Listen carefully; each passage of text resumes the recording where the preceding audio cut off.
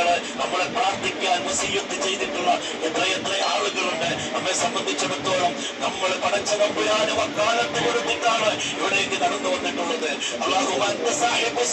നമ്മൾ വീട്ടിൽ നിന്ന് ഇങ്ങോട്ട് ഇറങ്ങുമ്പോൾ നമ്മൾ പറഞ്ഞു, അല്ലാഹുവേ, ഈ യാത്രയുടെ ഉടമസ്ഥൻ, ഈ യാത്രയുടെ രക്ഷാധികാരി, ഈ യാത്രയുടെ അമീർ നീയാണ് പടച്ച തമ്പുരാന്. എന്റെ കാര്യവിധ ഞാൻ എന്നെ ഏൽപ്പിക്കുകയാണ് പടച്ച തമ്പുരാന്. ഏൽപ്പിച്ചിരിക്കുന്നു. ഇനി പോയി വരുന്നത് വരെ, അല്ല ജീവിതം മുഴുവൻ, അല്ല മരണം വരെ പടച്ച തമ്പുരാനെ എന്നെ ഏൽപ്പിക്കുകയാണ് എന്റെ ഉത്തരവാദിത്വം. രണ്ടാമത് പറഞ്ഞു, പടച്ച തമ്പുരാനെ എന്റെ വീടിന്റെ ഉത്തരവാദിത്വം അല്ലാഹുവേ ഞാൻ എന്നെ ഏൽപ്പിച്ചു പോരുകയാണ്.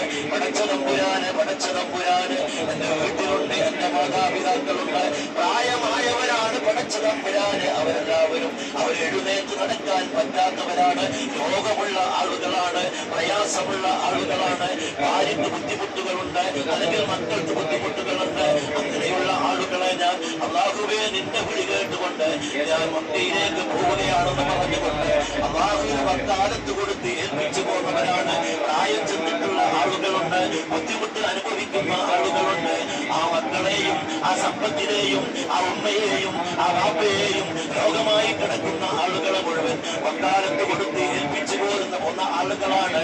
പ്രാർത്ഥിക്കേണ്ടതുണ്ട്. അല്ലാഹുവേ, ആ ആളുകളെ നീ ഉത്തരവാദിത്വത്തോടുകൂടി അവരെ നീ സംരക്ഷിക്കണമേ എന്ന് പ്രാർത്ഥിക്കേണ്ടതുണ്ട്. പടച്ച തമ്പുരാനെ, അല്ലാഹുവേ, അവർക്ക് നീ എല്ലാവിധ സൗഖ്യങ്ങളും നൽകി നീ അനുഗ്രഹിക്കണമേ പടച്ച തമ്പുരാനെ.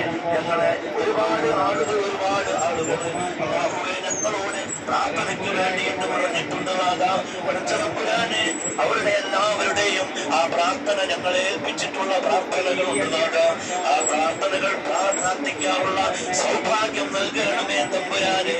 അല്ലാഹുവേ, പടച്ച തമ്പുരാനെ, ഒരുപാട് ആളുകൾ പറയാൻ പറ്റാത്ത രോഗങ്ങൾ പോലും പറഞ്ഞു തന്നിട്ടുണ്ട്. അല്ലാഹുവിന്റെ മുമ്പിൽ പൊട്ടിക്കരഞ്ഞുകൊണ്ട് എന്റെ രോഗമുണ്ട്, ആ രോഗം മാറാൻ പ്രിയപ്പെട്ട സുഹൃത്തെ പ്രാർത്ഥിക്കണമെന്ന് വസിയ്യത്ത് നൽകിയിട്ടുള്ള ഒരുപാട് സഹോദരന്മാരുണ്ട്. നാഥാ, ഞങ്ങൾക്ക് ഓരോരുത്തരുടെയും പേര് പറയാൻ സാധിക്കില്ല. അല്ലാഹുവേ, ഈ വിനയുടെ താഴ്വരയിൽ ഉത്തരം കിട്ടുന്ന പ്രദേശമാണ് നാഥാ. പ്രായമാധിക്യമുള്ള ആളുകള്, മാറാരോഗമുള്ള ആളുകള്, അല്ലാഹുവേ, അവർക്ക് നീ ശിഫ നൽകണമേ തമ്പുരാനെ. അവർക്ക് ശിഫ നൽകണമേ തമ്പുരാനെ. ആശുപത്രി കിടക്കുകളിൽ മാറാവ്യാധം പിടിവിട്ടുകൊണ്ട് നിൽക്കുന്ന ഒരുപാട് മനുഷ്യന്മാര്, മേലോട്ട് നോക്കി നിൽക്കുന്ന മനുഷ്യന്മാര്, വേദന കടിച്ചിറങ്ങി ജീവിക്കുന്ന മനുഷ്യന്മാര്, അല്ലാഹുവേ, ശിഫ നൽകണമേ നാഥ, ശിഫ നൽകണമേ നാഥ, ശിഫ നൽകണമേ നാഥ. ഞങ്ങൾ ഉത്തരവാദിത്വം നിന്നെ ഏൽപ്പിച്ചു. ഞങ്ങൾ പേടിക്കുന്നു നാഥ, ഞങ്ങൾ പേടിക്കുന്നു നാഥ. റബ്ബനാ ഹബ് ലനാ മിൻ അസ്വാജിനാ വദുരിയാതിനാ ഖുർറത അയ്ൻ വജഅൽനാ ലിൽമുത്തഖീന ഇമാമാ.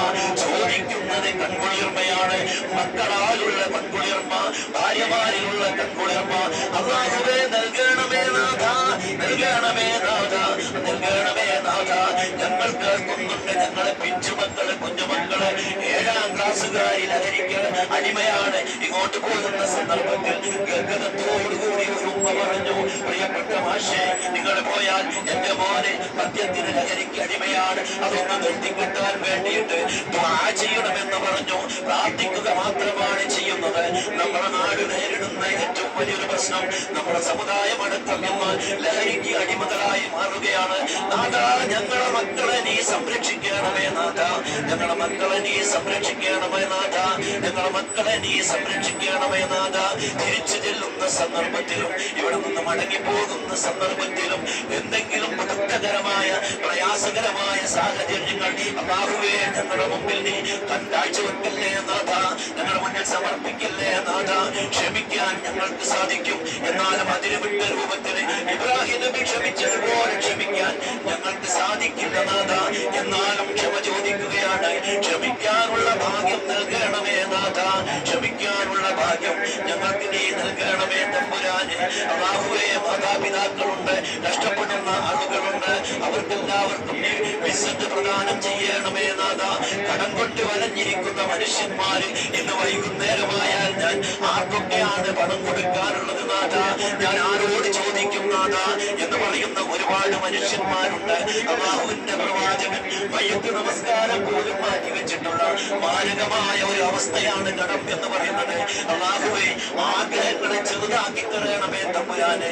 വല്ലാത്ത ആഗ്രഹങ്ങളിലേക്ക് ഞങ്ങളെ നീ കൊണ്ടുപോകല്ലേ തമ്പുരാനെ.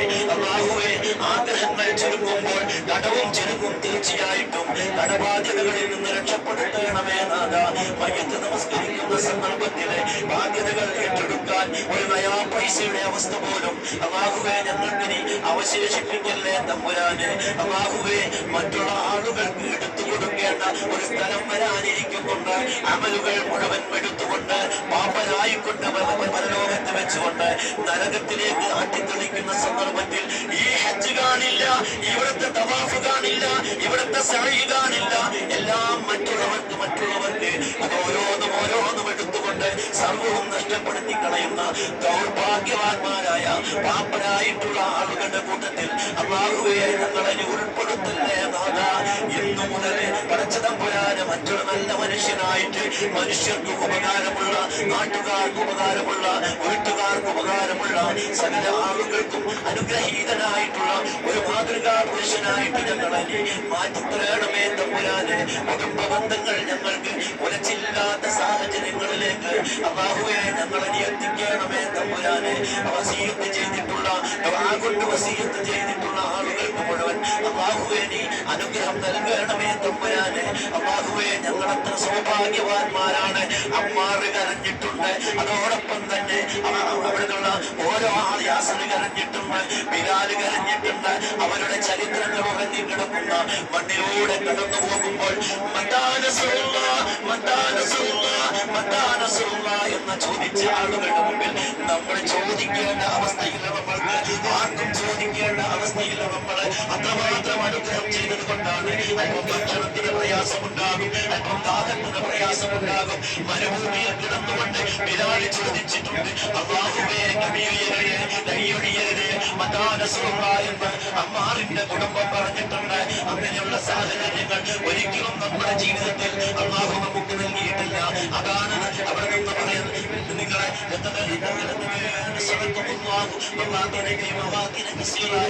വിശുദ്ധ ഖുർആൻ ഒരു യുദ്ധവുമായി ബന്ധപ്പെട്ടിട്ട് പറഞ്ഞിട്ടുണ്ട്. ഇല്ലേ, എത്രമാത്രം പ്രയാസപ്പെട്ട സമയത്ത് വൈകുന്നേരം ലക്ഷങ്ങൾ എണ്ണിക്കൊടുക്കാറുണ്ട്. ആരുടെ മുമ്പിലേക്കാണ് പോവുക എന്ന് പറഞ്ഞാൽ വൈകുന്നേരമാകുമ്പോൾ യാദൃശ്ചികമായിട്ട് ഒരു സംഖ്യ നമ്മുടെ മുമ്പിലേക്ക് ഏതെങ്കിലും രൂപത്തിൽ വരും, അല്ലെങ്കിൽ ഏതെങ്കിലും സഹായമായിട്ട് വന്നിട്ടില്ല. ഓരോരുത്തരുടെയും ജീവിതത്തിലേക്ക് ഇറങ്ങി നോക്കുമ്പോൾ എത്രയെത്ര സന്ദർഭങ്ങളിൽ അല്ലാഹുവിന്റെ സഹായം നമുക്ക് വന്നു കിട്ടിയിട്ടുണ്ട് എന്ന് ആലോചിച്ചു നോക്കുക. ശുക്ർ ചെയ്യേണ്ട സമയമാണ്, നന്ദി ചെയ്യേണ്ട സമയമാണ്, സുജൂദിൽ കിടക്കേണ്ട സമയമാണ്, ചോദിക്കേണ്ട സമയമാണ്, ചോദിച്ചു വാങ്ങേണ്ട സമയമാണ്, പിടിച്ചു വാങ്ങേണ്ട സമയമാണ്. ചിരിച്ചുകൊണ്ട് പടച്ച നമ്പുരാൻ അർശിലിരിക്കുകയാണ്. അതാണ് പറഞ്ഞത്. മുഹമ്മദ് നബി നമുക്ക് പഠിപ്പിച്ചു തന്നു. മലക്കുകളോട് പറഞ്ഞു, എന്റെ അടിമകളെ നോക്കൂ, അവർ ആകെ കൂടി വിഷമിച്ച് നിൽക്കുന്നുണ്ട്, അവർ ചളിപുരട്ട് നിൽക്കുന്നുണ്ട്, അവർ വേദനിച്ച് നിൽക്കുന്നുണ്ട്, അവർ കൈക്കപ്പെട്ട് നിൽക്കുന്നുണ്ട്. എന്നിരുന്നാലും അവരെന്നെ ഒരു പ്രതീക്ഷ വെച്ചുകൊണ്ട് നിൽക്കുന്ന ആളുകളാണ് എന്ന് പറഞ്ഞുകൊണ്ട് മലക്കുകളോട് പറഞ്ഞ സന്ദർഭം വിശുദ്ധ പ്രവാചകൻ നമ്മളെ പഠിപ്പിച്ചു തരുമ്പോൾ ആ പ്രതീക്ഷ വെച്ചുകൊണ്ടാണ് ഓരോ സമയവും കഴിച്ചു നീക്കേണ്ടത് എന്ന് ചുരുക്കി പറയുകയാണ്. അതുകൊണ്ട് സഹോദരന്മാരെ, ഇനിയുള്ള സന്ദർഭങ്ങളെ, ദിവസങ്ങളെ ഉപയോഗപ്പെടുത്തുക.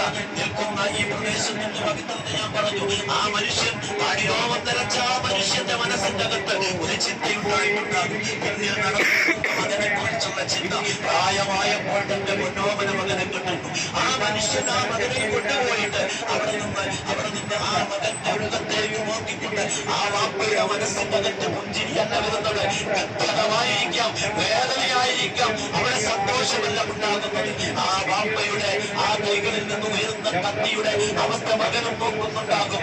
അവിടെയാണ് നമ്മുടെ മനസ്സിലേക്ക് കടന്നു വരേണ്ടത്. സ്വന്തം മോനെ ഇങ്ങോട്ട് വിളിച്ചുകൊണ്ട് വന്നിട്ട് ഒരു ബ്ലഡിന്റെ ടെസ്റ്റ് ചെയ്യാൻ വേണ്ടി നിൽക്കുന്ന അതുപോലുള്ള ഒരു ചോര എടുക്കാനുള്ള ഒരു അവസ്ഥയെങ്ങാനും ഇതിനകത്ത് അല്ലാഹു വെച്ചിട്ടുണ്ടായിരുന്നെങ്കിൽ അതുപോലും നമുക്ക് സഹിക്കാൻ കഴിയില്ലായിരുന്നു. അതുകൊണ്ട് ഞാൻ സൂചിപ്പിക്കുന്നത്, ഇബ്രാഹിം നബിയെ പഠിക്കുക, മുഹമ്മദ് നബിയെ പഠിക്കുക, അല്ലാഹുവിനെ കുറിച്ച് അതിനേക്കാൾ പഠിക്കുക, പിന്നീട് നമ്മൾ ആരാണെന്ന് പഠിക്കുക. അതിന്റെ മുന്നിൽ നമ്മളൊക്കെ വെറും നിസ്സാരന്മാരാണെന്നും അതോടൊപ്പം തന്നെ ഇവരുടെ അല്ലാഹുവിന്റെ മുമ്പിൽ ഞാൻ ഏത് സമയത്തും കീഴൊതുങ്ങി നിൽക്കേണ്ടവരാണെന്ന് തിരിച്ചറിവുമായിട്ട് ഇവിടെ നിന്ന് പോകുമ്പോൾ നാട്ടിന് നമ്മളെ ആവശ്യമുണ്ടാകും, വീടിന് നമ്മളെ ആവശ്യമുണ്ടാകും, നാട്ടുകാർക്ക് നമ്മൾ ആവശ്യമുണ്ടാകും. കഷ്ടപ്പെടുന്നവനെ കാണുമ്പോൾ നമ്മുടെ കൈകൾ അറിയാതെ പൊങ്ങിപ്പോകും. നമ്മളെ പോക്കറ്റിലില്ലെങ്കിൽ ഉള്ള പോക്കറ്റുകൾ നമ്മൾ തേടിപ്പോകും. ഒരു ചോർന്നൊലിക്കുന്ന വീടുണ്ടെങ്കിൽ അത് നിർമ്മിക്കാൻ നമ്മൾ മുന്നിലുണ്ടാകും. അതാണ് ഞാൻ പറഞ്ഞത്, മഹത്വത്തും റഹ്മത്തും അള്ളാഹു നൽകിയ വരദാനമാണെന്ന് തിരിച്ചറിഞ്ഞ് മുന്നോട്ട് ജീവിക്കാൻ പോയാൽ മനുഷ്യരായി തീർച്ചയായിട്ടും അവർക്കാണ് സുവിശേഷമുള്ളത്. അവരോടാണ് പറഞ്ഞത്, ഇല്ലല്ലദീന ആമനൂ വഅമിലു സ്വാലിഹാത്ത്, വിശ്വാസം ഉൾക്കൊള്ളുകയും സൽക്കർമ്മം പ്രവർത്തിക്കുകയും ചെയ്തിട്ടുള്ള ആളുകൾക്ക് മാത്രമുള്ളതാണ് സ്വർഗം എന്ന് പറയുന്നത്. റളിയല്ലാഹു അൻഹു, അവരെ അല്ലാഹു തൃപ്തിപ്പെടുത്തും. അവരെ അല്ലാഹു അങ്ങോട്ടും ഇങ്ങോട്ടും തൃപ്തിപ്പെടുകയുണ്ടായി. അവർ പരസ്പരം തൃപ്തിപ്പെടുന്ന ജീവിക്കുന്ന ആളുകളുടെ കൂട്ടത്തിൽ അല്ലാഹു നമ്മെ ഉൾപ്പെടുത്തി അനുഗ്രഹിക്കുമാറാവട്ടെ. റബ്ബനാ ആതിനാ ഫിദ്ദുനിയാ ഹസന വഫിൽ ആഖിറതി ഹസന വഖിനാ അദാബന്നാർ. ആമീൻ ആമീൻ. റഹ്മത്തുക യാ റബ്ബൽ ആലമീൻ. അസ്സലാമു അലൈക്കും.